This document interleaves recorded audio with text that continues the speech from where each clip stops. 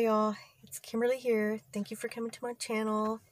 I'm going to do another video on the fallout from the Capitol insurrection or the riot or protest, whatever you want to call it.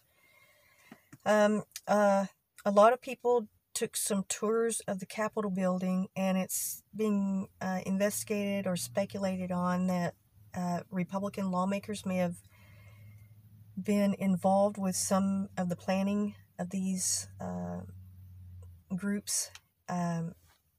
That's really a scary thought, and the idea that they would give information like that to groups like QAnon, the Proud Boys, I think the Oath Keepers, 3%ers, Bugaloo, I don't know, white nationalists or white supremacy groups. I mean, that they would be, if they were doing something like that is just despicable. And it's just one of the most dangerous things you could ever think of, that they would actually participate or be involved in a group like that, any of these groups. And there were also some empathizers in the ranks of police and sheriff's deputies that are being investigated. I believe there's at least one enlisted man in, I don't know what branch of the service. There's numerous retired service people, men and women, that were involved in it. And one of the most notable ones, I think I talked about him, was retired Air Force Lieutenant Colonel Larry Rendell Brock. He's in the reservist. He's the one with the zip ties that his ex-wife identified through a picture. You know, I just don't know if there's going to be any repercussions from him, if he has any type of pension or benefits, if he would lose that. There is a real estate broker by the name of Jenna Ryan from Texas. She is one of the ones that flew on the private jet that I talked about in the other video. She left her evidence on Facebook and Twitter bragging about what she was doing.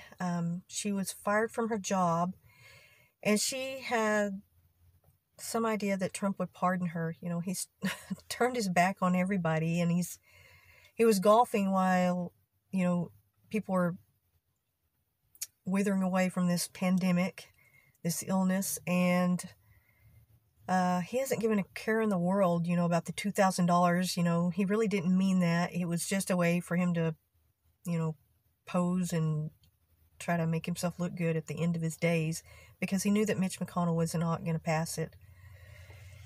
And many people are starting to now ask, his supporters and followers that committed these crimes are now asking to be pardoned, because like this lady, she's fixing to be prosecuted probably on federal crimes. She could get a prison term, who knows. And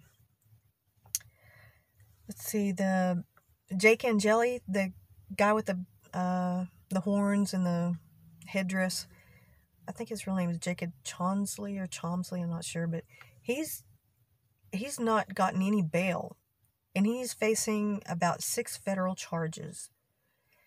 He's never been arrested before, but I mean, now his life is like in total turmoil. So if he had any kind of agenda or anything that they can prove, you know, he's probably going to go to jail. And there was a occupational therapist from Cleveland, from the Cleveland School District, Metropolitan School District, that her name is Christine Priola. She ended up quitting her job because of this, and she listed several things on her notice to quit when she turned it in, and it had to do with taking the vaccine, and that she believed a lot of the stuff of what QAnon believes about predators being in the government, which, you know, if that were true, that's really sickening. But she's succumbed to that and gave up her job for this. And Ashley Babbitt, the lady that was shot, she was a small business owner. And she was also, this is really sad because, you know, I have a lot of respect for people who are in the service, who put their lives on hold to defend this country. She was an Air Force vet that was in Iraq and Afghanistan. And, you know, that's just one of the saddest things ever, that she could be so misguided by Trump, put all her trust in him. She was in a dire financial situation. She took out a loan basically from a loan shark company for 169% interest. You know, she was upset and angry about this and other issues. And for her to lose her life over something like this, Trump was not going to do anything to help her financially in that way. That's just heartbreaking, you know, that happened to her. And Adam Johnson, the guy that was carrying the lectern out, he is a father of 5, a stay-at-home dad.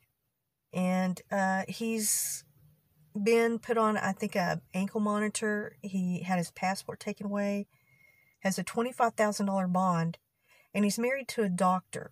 You know, and now, not just what he did to himself, but what his family is going through, the reputation of his wife. You know, she's a professional, you know, and when you put a stain like that on your family, that's probably worse than what you do to yourself.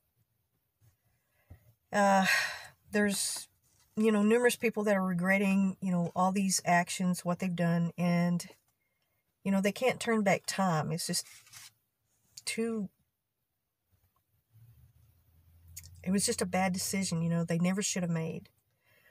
And there's a Texas flower shop owner that was also at the Capitol and was arrested. And she owns a small business, so her employees were, you know, being harassed. And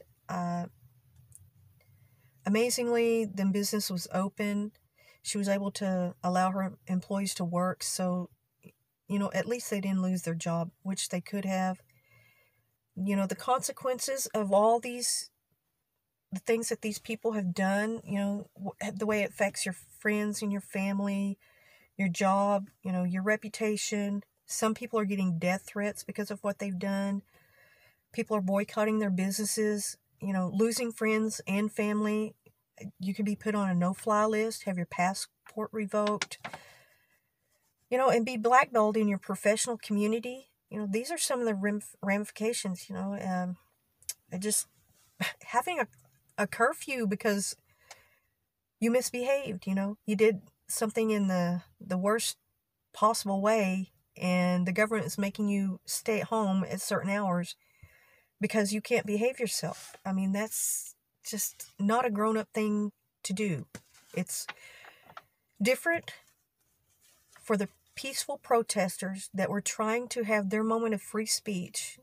You know, that is something I greatly respect. I did that. I did that one time. I protested a business, but I did it non-violently, and I did it just for a few hours, just so that I could express, you know, my situation, what had happened to me. And I didn't use any kind of force or criminal, you know, no criminal activity was involved. And I greatly respect the peaceful protesters. But these people who have ruined their lives and ruined their families' lives, you know, it's going to be the biggest regret they've ever had in their life. And, you know, being fired from your job and trying to look for a new job with this on your record, you know, a company can fire you for something if you're involved in a crime, if you're participating in it. You know, there may be certain parts of your job that you have to deal with the public, and they don't want somebody who has notoriety like that representing their company. It's just a no-win situation when you do something like that. And probably I want to say the MAGA movement is, I want to say, getting stronger because of they're being emboldened by other groups the ones that I listed before, like the QAnon and the white nationalists and stuff like that. They have looked towards Trump as their president. I believe that a huge percentage of his votes came from this base, and Trump, I want to say, Trumpers that are not involved in any of these groups, they're going to be always associated with this because they voted for Trump, or they expressed their support of him. So they're always going to be a little bit tainted because of this. And they didn't see it coming. I can't really say I feel sorry for them, and it's an unfortunate thing. And gosh, just the idea of all the aftermath, all the repercussions. These people are living through it right now, and in the future we're going to be seeing some of the trials and court cases, and whose charges are actually going to stick, and the aftermath of, some of these people have never been arrested. They're clean, living professional people. A lot of these people were. And now this is their downfall. They're going to be sent to prison. Some of these people will go to prison who have never been to jail and, have their rights taken away. They'll never be able to vote again, which is like a huge thing. If you're a felon, you don't get to vote in this country. And I don't really agree with that, though. I really don't agree with that part. But it is something, it's a form of punishment, part of the punishment that you get for being a felon. And some of these people, they're going to be in a horrible situation, who wants to go through a body cavity search and, be taking 2 or 3 showers a week only. And sometimes the food at these places are not that great. They're getting an eye-opener right now.